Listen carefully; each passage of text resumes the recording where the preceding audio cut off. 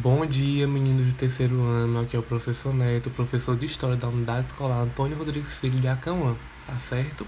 Hoje eu estou aqui para gravar mais uma aulinha para vocês. A gente hoje vai começar a estudar o capítulo 6, que fala sobre a República Oligárquica, tá certo? Vamos compreender os acontecimentos que surgiram nesse período, tá bom? Então eu quero que vocês peguem papel e caneta e venham junto comigo adentrar nessa história que é muito interessante, tá ok? Então, pessoal, a gente inicia bem aí na página 83, o capítulo 6. Então, vamos lá. De início, a gente começa falando sobre a vida política na República Oligárquica, tá bom? Então, pessoal, com a posse de Prudente de Moraes, em 1894, o Brasil começou a ser administrado por civis, tá bom? Então, Prudente de Moraes ele era um fazendeiro e político. E ele contribuiu muito para quê? Para que os grandes cafeicultores conseguissem chegar ao poder, à presidência da República. Então ele efetivou de vez o que? A chegada da oligarquia cafeeira ao poder, tá certo? Então, pessoal, essa época ela foi marcada pela influência eleitoral e política dos grandes fazendeiros. E muitos deles eram conhecidos como coronéis, que a gente vai ver mais à frente qual era a influência e o poder que esses coronéis tinham sobre a população. Então, esses grandes cafeicultores recebiam esse nome de coronéis. Então, Prudente de Moraes ele conseguiu efetivar essa chegada da oligarquia cafeira ao poder, tá bom? Nesse período também, pessoal, na República Oligárquica, a gente tinha um voto restrito à minoria. Durante o Império, a gente sabe que pequena parte da população ela participava das votações. E essa parcela se tornou ainda menor quando, em 1881, foi aprovada uma lei que proibia a votação dos analfabetos. E um detalhe, 15% da população era alfabetizada. Resumindo, quase ninguém tinha direito a participar da votação eleitoral. Entenderam? Então, pessoal, com a instituição da República e a Constituição de 1891, teve um certo aumento da participação da população na votação. Por quê? Porque acabou, pessoal, o voto censitário. O que era esse voto censitário? Era justamente a exigência de renda para os eleitores. Então isso foi abolido.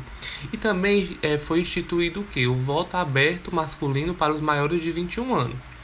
Porém, houve um aumento, teve uma participação maior a partir dessa Constituição de 1891. Só que não foi um aumento tão grande, não chegou nem a 15% da população do país, tá certo? Por quê? Porque continuava excluído algumas pessoas. Que pessoas eram essas? Os analfabetos continuavam excluídos com a nova Constituição. As mulheres também não tinham direito ao voto, os mendigos, padres e os soldados.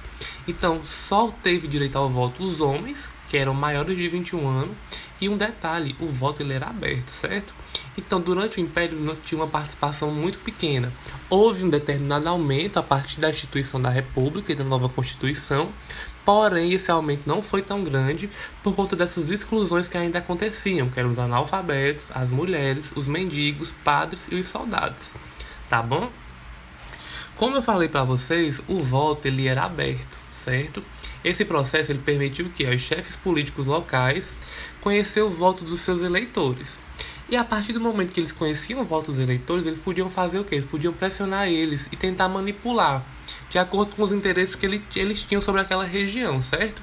E naquela época, pessoal, não havia o quê? Uma justiça eleitoral independente. Essa justiça eleitoral, ela fazia muita falta. Por quê? Porque havia somente uma comissão verificadora no Congresso Nacional. E essa comissão verificadora, pessoal, ela julgava os resultados eleitorais. Só que o seu trabalho ele se realizava em sintonia com os interesses dos grupos políticos dominantes naquele momento.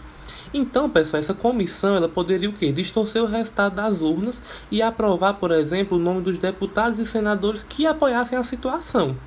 A partir daí, eles dificultavam o quê? O reconhecimento e que a oposição tivesse uma certa chance de ganhar, entendeu? Então, pessoal, houve até o início de uma prática chamada prática da degola. Essa prática ela impediu que o candidato da oposição conseguisse assumir o cargo para o qual ele tinha sido eleito, por conta dessa manipulação que acontecia com essa comissão verificadora no Congresso Nacional, tá certo? Então esse voto aberto ele dificultava muito a vida dos eleitores e a falta de uma justiça eleitoral também dificultava muito a vida da oposição, que poucas vezes quase nunca, na verdade, teve chance de se eleger, entenderam? Por conta dessas fraudes que aconteciam.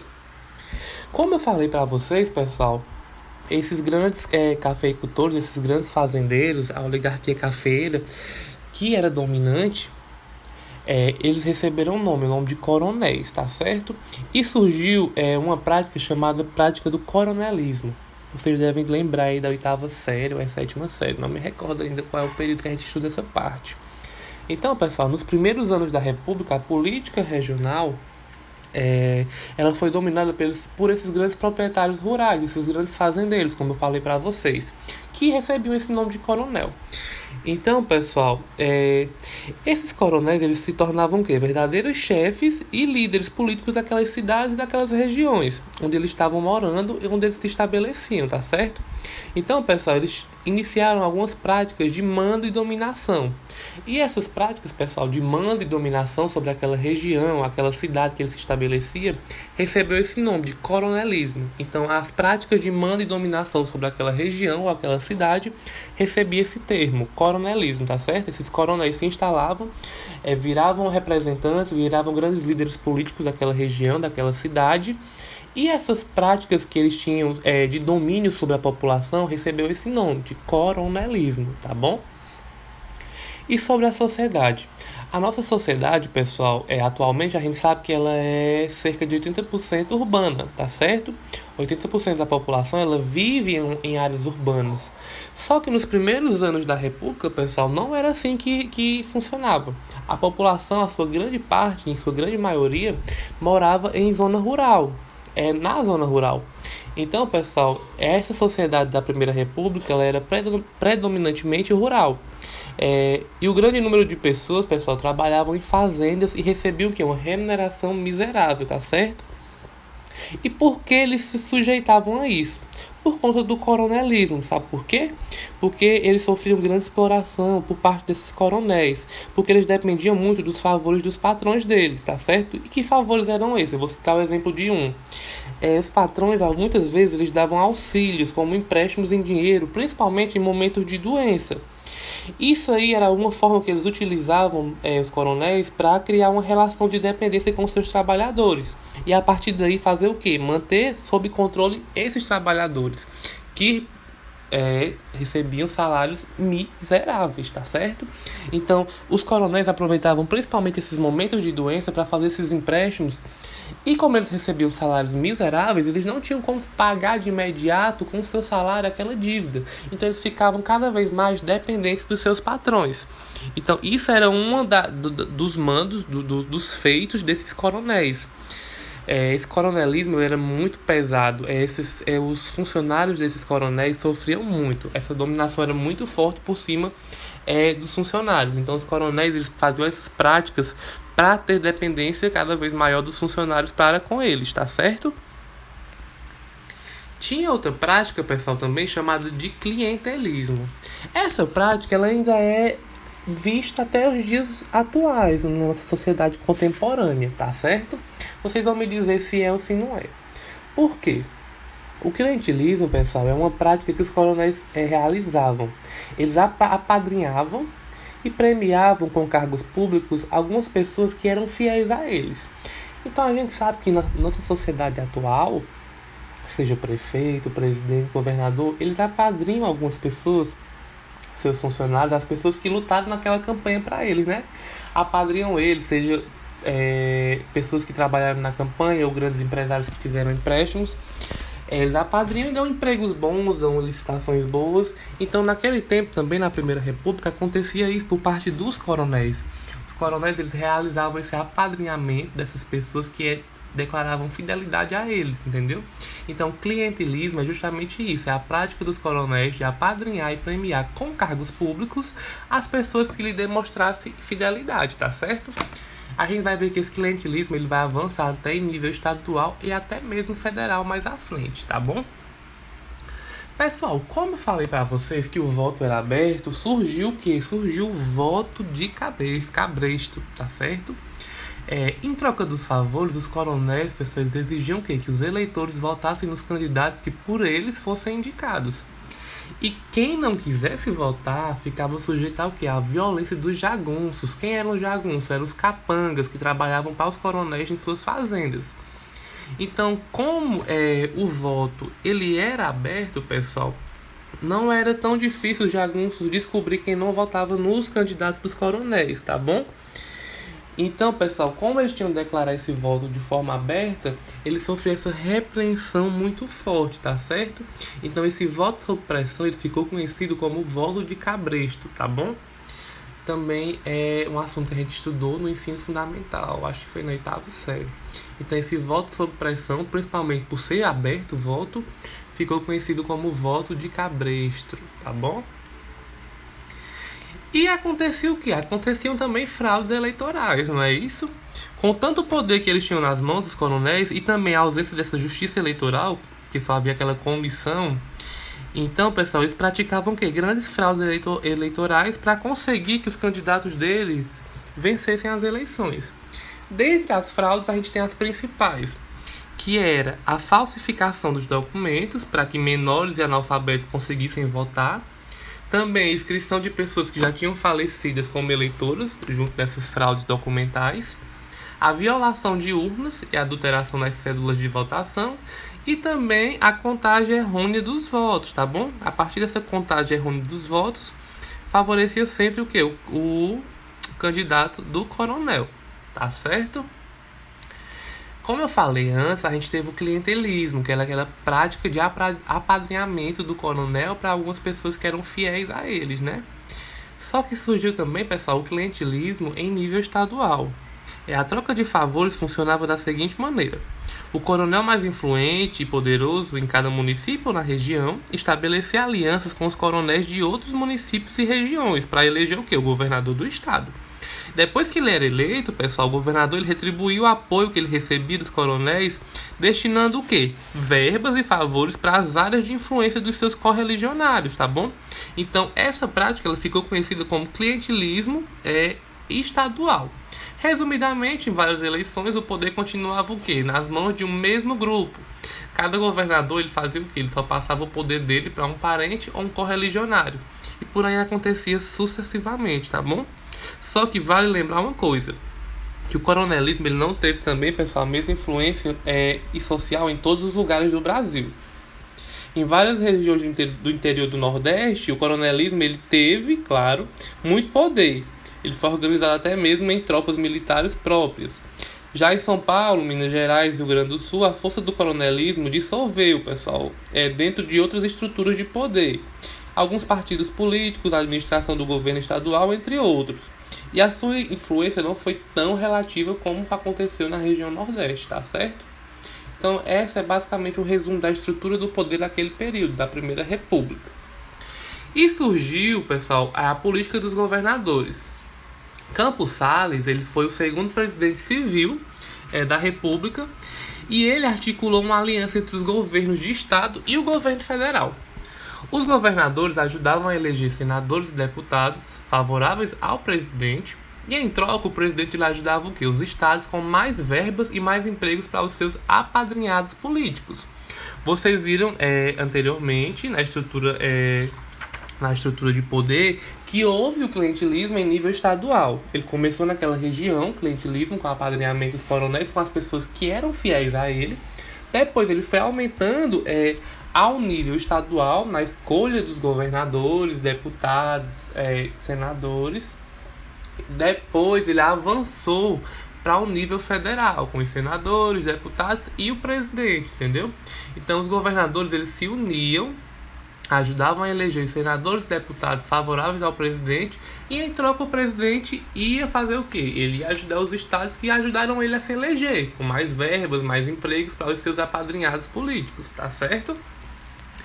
Depois, pessoal, surgiu o quê? Surgiu a política do café com leite. Isso aqui eu nunca me esqueci desse ensinamento, esse nomezinho. Os dois estados que lideraram a política do café com leite, pessoal, foi São Paulo e Minas Gerais, tá certo? As oligarquias agrárias paulista e mineira elas estavam organizadas em torno de dois partidos, que era o PRP, o Partido Republicano Paulista, e o PRM, o Partido Republicano Mineiro. E eles começaram a se alternar no poder. Estes dois partidos, pessoal, tanto o mineiro quanto o paulista, eles tomaram de conta de quase toda a Primeira República. Então eles conseguiram eleger quase todos os presidentes da Primeira República. E como São Paulo era o primeiro estado em produção de café e Minas Gerais se destacava na produção de leite e era o segundo na produção de café, nasceu daí a expressão política do café com leite, para designar essa aliança entre os dois partidos, que foi a característica maior desse período, tá certo? E sobre a vida econômica? No plano econômico da Primeira República não houve tamanha alteração. Continuou que a produção de matérias-primas e os gêneros tropicais basicamente para exportação, então não teve tanta alteração. A vida econômica era basicamente agroexportadora, era uma produção agroexportadora. Tudo que produzia era para exportação. A produção agrícola destinada à exportação era qual? Era do açúcar, algodão, borracha, cacau. Nesse período, pessoal, aconteceu uma coisa. Esses produtos eles começaram a sofrer concorrência de outro país. Principalmente o açúcar, que eu acho que vocês lembram, que teve a concorrência antilhana. Que concorrência antilhana foi essa? Foi aquele período que os holandeses invadiram o Brasil, a região Nordeste, e depois foram expulsos. Eles foram expulsos, levaram as mudas de cana-de-açúcar e começaram a produzir nas Antilhas. Começou a surgir aí uma concorrência antilhana, um exemplo de concorrência de outro país, tá certo? Então esses produtos começaram a sofrer concorrências de outros países. Então a partir dessas concorrências, as exportações acabaram se concentrando em um só produto. Que produto foi esse? O café. Então, pessoal, o café na Primeira República ele representou mais de 50% do valor das exportações brasileiras e sem concorrente de peso no mercado internacional.